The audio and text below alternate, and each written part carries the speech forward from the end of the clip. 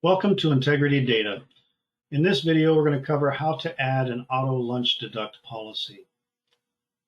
So from our menu, we're going to go to Configuration, Rule Setup, and Auto Lunch. You should already have an Auto Lunch policy in your system, but I'm going to show you how to create your own, and that will help understand what the current one in your system does. So we're going to say Add New Auto Lunch here at the top. Lunch code, I just need it to be different from these.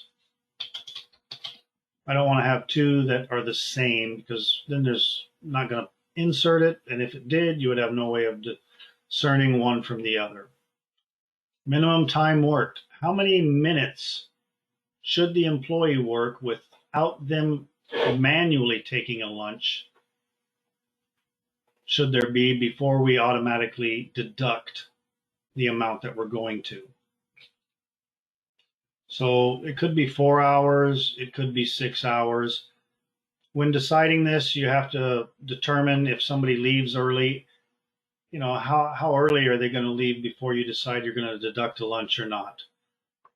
For many instances, 6 hours to 7 hours is a good time to put under the minimum time worked.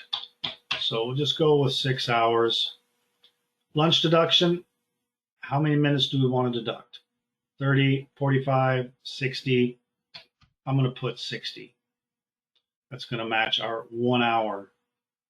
Lunchtime, it just needs a time. Doesn't matter. We just have to have something in here. I just choose 12, typical lunch during the day.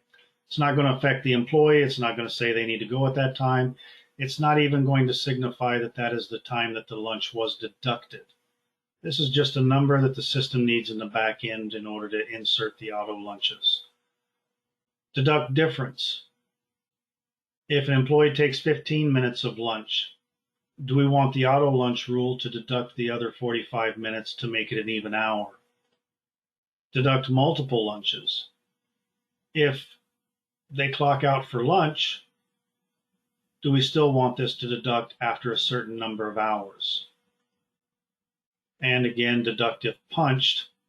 Do we want to deduct this if they punch for lunch? So we might do something like this and this, or maybe this and this.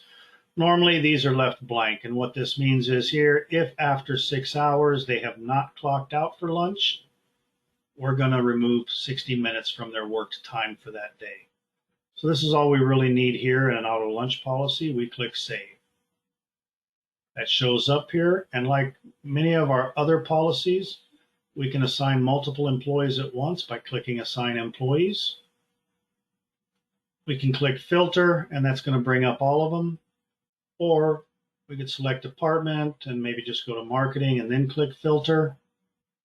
And then we just select all these and click Confirm. Once we click Confirm, it's going to ask us if it's okay. We're just going to click OK, and now those employees would be assigned to that auto lunch deduct. Thank you for watching.